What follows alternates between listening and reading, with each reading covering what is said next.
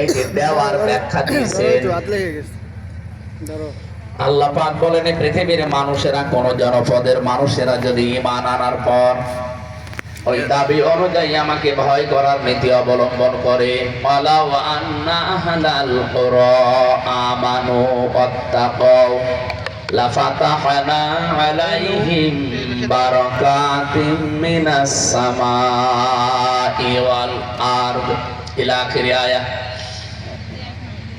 সূরা আরাফের 96 নম্বর আয়াতে আল্লাহ জানিয়েছেন, যদি দেশের মানুষেরা, জনপদের মানুষেরা আমি আল্লাহর প্রতি ঈমান আনে, বিশ্বাস করার মতো করে, আর ওই দাবি অনুযায়ী যদি ভয় করার নীতি অবলম্বন করে। ভয় মানে শুধুমাত্র জব্বা গায়ে দেওয়া না। তাকওয়া শব্দের আসল ব্যাখ্যা হচ্ছে যেখানে যেটা রাখা দরকার ওইটা ওই জায়গায় যারা রাখবে, এটা একটা ব্যাখ্যা। আরো অনেকগুলো ব্যাখ্যা আছে তাকওয়ার, আমার কাছে এইটাই ভালো লাগে তাকওয়ার ব্যাখ্যা, যেখানে যারে দিলে কাজ হবে ওই জায়গায় তারে দিয়ে কাজ করানো লাগবে, এইটার নাম তাকওয়া।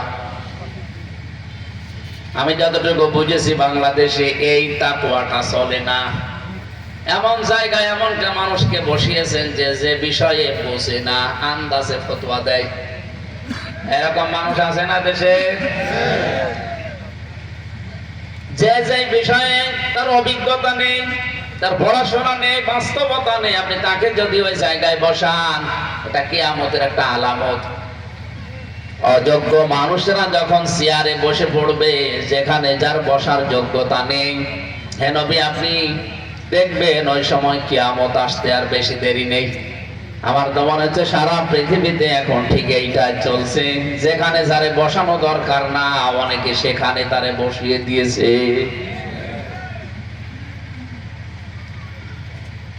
ইসলাম বাংলাদেশে কায়েম হলো না, বিভিন্ন কারণ যেগুলো আছে আমরা অনেকে জানি, আমি এগুলো বললাম না।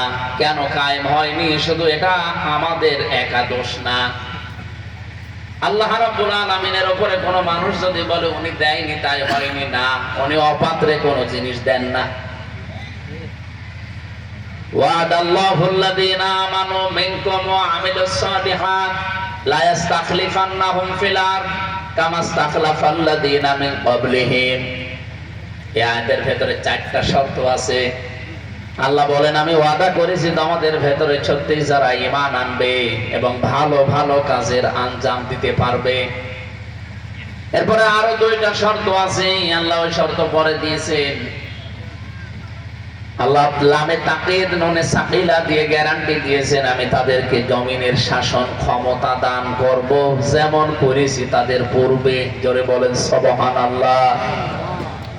এই আয়াত পড়ার পরে আমাদের আর আফসোস লাগে না এদেশে ইসলাম কায়েম হয়নি কেন, ইসলামী জগতে ক্ষমতায় যেতে পারলো না কেন, তার বাস্তব প্রমাণ আমরা নিজেরাই। কারণ যে জায়গায় যেতে হলে যে যোগ্যতা লাগে আমাদের এখনো সব দিক থেকে হয়ে ওঠেনি। এদেশের যতগুলো দিক আর বিভাগ আছে সব চালাতে যেরকম মানুষ দরকার, এখন হয়তো 100 ভাগের 100 ভাগ ভাবে তৈরি হয়নি, এজন্য ইসলামকে আল্লাহ এদেশে ক্ষমতায় দেয়নি। আরো বাকি যে কারণগুলো আছে আমি ওগুলো বলতে চাই না, বললাম না। রাজবাড়িবাসী খুব খেয়াল করে শুনবেন, আরো এই জমিনটাকে যদি শান্তি, স্বস্তি, নিরাপত্তা এবং অভাবহীন করতে হয়, আগে দুনিয়া এগুলো করতে হলে কি কি কাজ হাত দেওয়া লাগে, এইগুলো হাত দেওয়ার নাম হচ্ছে তাকওয়ার রাস্তা। আমি এখানে 9টা পয়েন্ট পেয়েছিলাম তাকওয়ার। আল্লাহ রাব্বুল আলামিন বলেন, কেউ যদি সত্যি তাকওয়া অবলম্বন করতে চায় ঈমান আনার পর, তার একেবারে নিকটতম পন্থা বা জায়গাটা কি জানো? ইউদিলু হুয়া আকরাবু লিত-তাকওয়া ওয়াত্তাকুল্লাহা ইন্নাল্লাহা খাবীরুম বিমা তা'মালুন। সূরা মায়েদার ভেতরে এসেছে তোমরা ন্যায় বিচার কায়েম করো। অবশ্য এটা তাকওয়ার নিকটতম পন্থা, একেবারে কাছাকাছি। রাজবাড়িবাসী আজ আপনার পরিবার থেকে শুরু করে একেবারে আমাদের রাষ্ট্র পর্যন্ত তাকিয়ে বলেন, আমরা এখনো পর্যন্ত ন্যায় বিচার কোন জায়গায় কায়েম করতে পেরেছি না? কিচ্ছু পারি না।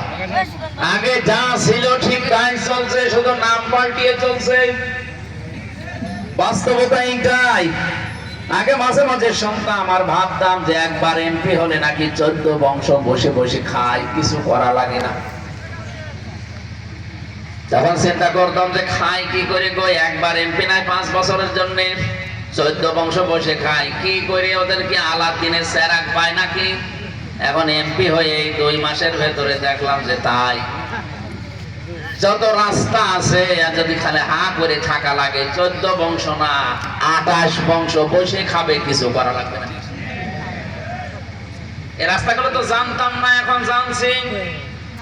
25টা মন্ত্রী আছে, 24টা প্রতিমন্ত্রী আছে, সবগুলো জায়গা এখন যেহেতু চলাফেরা করা লাগছে, দেখা লাগছে।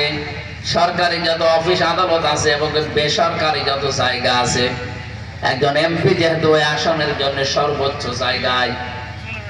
শুধুমাত্র আমরা যদি সত্যি আল্লাহর ভয় না নিয়ে হা করে থাকতাম, এই 2 মাসে হাজার হাজার কোটি টাকার মালিক হয়ে যেতাম। ভাগ্যের নির্মম পরিহাস, নির্বাচনের আগে ওয়াদা যেহেতু দিয়েছিলাম যে 5 বছরে আমার 1টা টাকা বাড়বে না, এই 2 মাসে আমার 1 টাকা বাড়া দূরের কথা, আরো বাপের টাকা চলে গেছে। মাহফিল তো বন্ধ, আমি তো আর করি না এগুলো। শুধু শুক্র শনিবার, আজকে শনিবার না, এই জন্যই এসেছি। কালকে থেকে আমার সংসদ। বলেন তো কত বড় কিছু ভাব বাদ দিয়ে এ রাস্তায় এসে অনেকে বলে আপনার খুব লাভ হয়েছে। না, কোনো লাভ নেই, খালি সংসদে ঢুকতে পেরেছি এতটুকু লাভ, এটা কোনো লাভ হয় না। আর দিন রাত এই যে মানুষের চিন্তা, সে সকাল থেকে শুরু করে ফজরের নামাজের পর থেকে কমপক্ষে 1000 মানুষ আজকে বিদায় করলাম। এমনকি মেয়ে বেরিয়ে গেছে, তাও বলছে, আগে তো বলতে একটু সুপারিশ করেন, এখন বলছে দোয়া করেন। মানে হুজুর হয়ে 2 লাইনে ঝামেলায় আছে।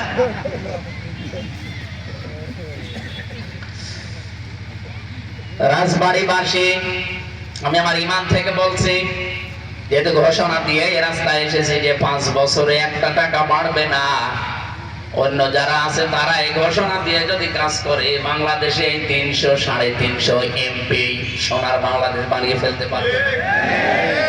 আর এর সাথে মাত্র 1628 জন সরকারি কামলা যারা আছে, আমলা, এর একটু নড়াচড়া যদি দেয়, 18 কোটি মানুষের ভাগ্য পরিবর্তনে আর কাউকে লাগবে না। এই কয়জন মানুষই যথেষ্ট। আমির জামাত ডাক্তার শফিকুর রহমান বিরোধী দলীয় নেতা সংসদে কিন্তু বৃহস্পতিবারে বলেছে, আসেন না আমরা সবাই ভালো হয়ে যাই। আমরা যদি সত্যি সবাই ভালো হয়ে যায়, দেশটা আসলেও ভালো হয়ে যাবে। কিন্তু না, হচ্ছে না। এক একটা মানুষ আমার সামনে পেছনে ডানে বামে যারা দেখি, হাজার হাজার কোটি কোটি টাকার মালিক একজন মানুষ। আপনি বলেন তো বিবেক দিয়ে, একটা মানুষ হাজার হাজার কোটি টাকার মালিক হয় কি করে? সে যে কাজই করুক হওয়া সম্ভব। ও যেভাবে যত পরিশ্রম করুক, জীবনেও তো হাজার হাজার কোটি টাকার মালিক হওয়া সম্ভব না। হয় কি করে? আমি এখন টের পাচ্ছি। আমার কুষ্টিয়ার মেডিকেল কলেজটা 750 কোটি টাকার প্রজেক্ট, 750 কোটি। আপনারা যদি এখন হুজুরকে বলা হয় যে গণনা করেন, তো জীবন মনে হয় শেষ হয়ে যাবে, তাও শেষ হবে না। করতে 750 কোটি, বোঝেন আপনি? শুধু 100 কোটি টাকার মেশিন পড়ে আছে, কাজে লাগে না, পড়ে আছে। কয়েকদিন আগে খাল খননের একটা বিষয় এসেছে, 6.5 কোটি টাকা। আমারে বলছে সই করে দিন। না, 6.5 কোটি টাকারই কাজ করা লাগবে। আপনি 1.5 কোটি টাকার কাজ করে 5 কোটি টাকা আল্লাহ রাস্তায় মেরিয়ে দেবেন না, ওই সই আমি জীবনও করব। ঘুরে কুষ্টিয়ায় হয়নি, এখন গেছে সংসদ ভবনে, আমি যেখানে থাকি না ভবনে, ওখানে চলে গেছে। একটু সই করে দেন। কিসের সই? আগে লোকজন দেব, একেবারে সবগুলোর কাজ করা লাগবে। এখন দেখছি আর সই নিতে যাচ্ছে না, বুঝে ফেলেছে যে এ দিয়ে হবে না। আমার মনে হয় এই যে 14 বংশ বসে খায়, এইভাবে খায়। কারণ এই জায়গায় যদি অন্য কেউ থাকতো, সই করে দিত, ওখান থেকে অদাবধি নিলেও। এরকম যদি মাসে 10টা সই হয়, আর কিছু করা লাগবে, বেতন মাত্র ৫৫,০০০ টাকা। সব এই মানুষগুলোর হাতে ভাই। আমরা যারা আছি বাইরে 18 কোটি মানুষ, আমরা সব এই দর্শক, আমাদের কিচ্ছু নেই। এই মানুষগুলোকে আমরা চাচ্ছিলাম ভালো করতে, জন্য অনেকেই মন খারাপ করে, এত বিরোধিতা করা লাগে। বিরোধী দল আগে ছিল না, রওশনের সাথ ছিল তো লালন পালন করা, কিন্তু আপনি লালন পালন করে আমাদের পারবেন না ভাই। যেগুলোর কথা বলছে সেগুলো বাস্তব, যেহেতু এই জন্য আমরা নিজেদেরকেও যেহেতু বাঁচাতে চাই, আপনাদেরকেও আমরা বাঁচাতে চাই। আপনারা ডুবে গেলে 2 তলায় না 5 তলায় থাকলেও আমরা ডুবে যাব। এক কথা বলছেন আমার। যেন আজকে বাস্তব কিছু কথা ওই যে বলছিল না মাওলানা হোসাইন, যে কিছু আমল মানে কাজ কিছু নিয়ে যাব। আমল মানে কি? এমন কিছু কাজ আজকে আমরা এখান থেকে নিয়ে যেতে চাই, এই কাজগুলো আগামীর বাংলাদেশ গঠনে ভূমিকা রাখবে ইনশাআল্লাহ। যে আল্লাহ আমাদেরকে অন্তত প্রচন্ড গরমের ভেতরেও একটা সুন্দর পরিবেশ দিয়েছেন। মানুষ 5 জন হোক, অসুবিধা নেই। 1-1.5 দিনের ব্যবধানে সুন্দর আয়োজনে যারা সম্পৃক্ত এবং যারা কষ্ট করে এসেছে, আপনারা খুশি হয়ে বলেন আলহামদুলিল্লাহ। দরুদ পড়ছি আর সালাম পাঠাচ্ছি আমাদের নবী মুহাম্মদুর রাসূলুল্লাহ সাল্লাল্লাহু আলাইহি ওয়াসাল্লামের প্রতি। সূরা তাহার একটা আয়াত পড়েছি, এটা 74 নম্বর আয়াত। তাহা সূরা 135টা আয়াত আছে, 8টা রূপ আছে। এটা মক্কায় নাযিল হয়েছে, এটা নবীজির একটা নাম। আপনারা জানেন বিশ্বনবীকে আল্লাহ বহু নাম ধরে কোরআনে ডাক দিয়েছে। তার সর্বোত্তম নামগুলো 7টা নাম পেয়েছি আমরা কোরআনে, তার ভেতরে এইটা একটা। সবচাইতে বড় নাম আল্লাহ রাব্বুল আলামিন পুরা কোরআন শরীফের ভেতরে নবীজিকে যে নামে ডাক দিয়েছেন, সেটা আর পৃথিবীর কাউকে ডাক দেননি। ইয়াসিন, হে নেতা, এই নাম বলে আল্লাহ আর কাউকে ডাকেননি। পুরা কোরআনে আপনি ইয়াসিন বলে আল্লাহ কাউকে ডাক দিয়েছেন আপনি পাবেন না। এই শব্দটা নিয়ে তাফসিরে কাবিরের ভেতর থেকে কিছু তথ্য পেয়েছিলাম, কেন আল্লাহ এই নাম ধরে নবীকে ডাকলেন। 1 লক্ষ বা 2 লক্ষ 24,000-এর যে কথা শুনি পয়গম্বর নবীদের কথা, কোন নবীকে আপনি পাবেন না ইয়াসিন না। আল্লাহর নিজের কুদরতের মুখ দিয়ে এই ঘোষণাটা এসেছে। ইয়া মানে হে, সিন মানে সাজ্জেদ। আল্লাহ বলেন হে নেতা। হয়তো আপনাদের মনে প্রশ্ন আসতে পারে, নিয়ে আসলাম আমরা কোরআনের কথা শুনতে, নেতার কথা নিয়ে আসলেন কেন? আপনি ইয়াসিন সূরা পড়ে প্রতিদিন 10 খতম কোরআন শরীফ পড়ার সওয়াব পেতে চান, চাই না অনেকে? একবার পড়লে 10 খতম কোরআন পড়ার সওয়াব পাওয়া যায়। পাওয়া যায়। কেন পাওয়া যায় জানেন? কারণ ইয়াসিন থেকে শুরু করে ওয়াইতুর জাউন পর্যন্ত এই 86টা আয়াতের ভেতরে আল্লাহ যা যা দিয়েছেন, এগুলো আপনার প্র্যাকটিক্যাল লাইফে থাকা লাগবে। কি বলেন প্রথম আয়াতে? ইয়াসিন, আল্লাহকে বলছেন তোমার ঘোষণা দেওয়া নেতা যিনি আছেন এই পৃথিবীতে, আল্লাহকে এখানে ইয়াসিন বলে উদ্দেশ্য করেছেন লেনিনকে, কার্ল মার্কসকে, মাও সেতুংকে, ডোনাল্ড ট্রাম্পকে। বলেন বলেন, আল্লাহ যাকে উদ্দেশ্য করেছেন আমরা সবাই জানি। ইয়াসিন মানে এটা নবীজির একটা নাম। আর একটা একটা করে ব্যাখ্যা করলে, ইয়া মানে হে, সিন মানে সাজ্জেদ। আল্লাহ ডাক দিয়েছেন হে নেতা, যারা আল্লাহর ঘোষণা দেওয়া নেতা, আল্লাহ ঘোষিত নেতা এই একজনই আছে পৃথিবীতে, তিনি মুহাম্মাদুর রাসূলুল্লাহ। নেতার কথাটা এই জন্য বারবার বলছি, এটা যদি শুধু দুনিয়ার সাথে সম্পৃক্ত হতো, কোরআন আমার সামনে আল্লাহর কসম আমি বলতাম না। তাফসীর পড়ে আমার মনের ভেতরে, আমার মাথার ভেতরে এইটাই বদ্ধমূল হয়েছে, এই পৃথিবীতে যদি নেতা কারো ঠিক না হয়, ওর কিন্তু সামনে খবর আছে। কারণ মরণের পরে আল্লাহ যে বিচার করবেন, আল্লাহর 1 নম্বরে বিচারের ভেতরে কোনো অবিচার নেই, আছে? বলেন বলেন। 2 নম্বরে আল্লাহ যদি কারো সাথে ন্যায় বিচার করে, সে জান্নাত পাবে না। কি আপনি কি ঘুমাচ্ছেন? কি বললাম বলেন? আল্লাহর বিচারে কোনো অবিচার নেই। আল্লাহ যদি ন্যায় বিচারও কারোর সাথে করে, কেউ জান্নাত পাবেন না। কি করা লাগবে? একটাই মাত্র রাস্তা আছে, আল্লাহ যদি নিজ গুণে কাউকে মাফ করে দেয় বিনা হিসাবে, এই লোকটাই শুধু জান্নাত পাবে। তাছাড়া হিসাব দিয়ে কেউ জান্নাত যেতে পারবে না, কেউ পারবে না। নবীজি নিজে বলেন না, কেউ যাবে না। সাহাবেরা বলে, হুজুর আপনি? তিনি বলেন, আমিও আল্লাহর দয়া রহমত ছাড়া জান্নাত পাবো না। আমি আয়াতের তাফসীরে 3টা শ্রেণী পেয়েছি, বাংলাদেশের বিচারেও 4টা পেয়েছি। আমরা জানি রাজবাড়িতে ম্যাজিস্ট্রেট কোর্ট আছে না নেই? এখান থেকে বিচারে আপনি যদি হেরে যান, তাহলে আপনি আরেকটা কোর্টে যেতে পারবেন, জজ কোর্টে। এটাও রাজবাড়ি। জজ কোর্টে যাওয়ার পরে যদি আপনার বিরুদ্ধে রায় আসে, আপনি বলতে পারবেন না আমি মানি না, তাহলে আবার রাষ্ট্রদ্রোহী মামলা হবে।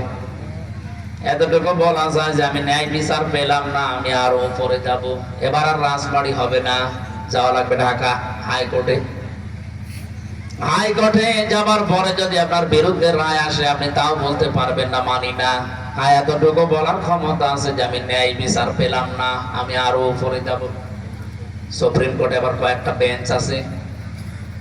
তার মানে সুপ্রিম কোর্টের প্রধান বিচারপতি এখন যিনি জবায়ের, উনি যদি একবার আপনার বিরুদ্ধে রায় দেয়, আপনি না এদেশের 18 কোটি মানুষ মানতে বাধ্য।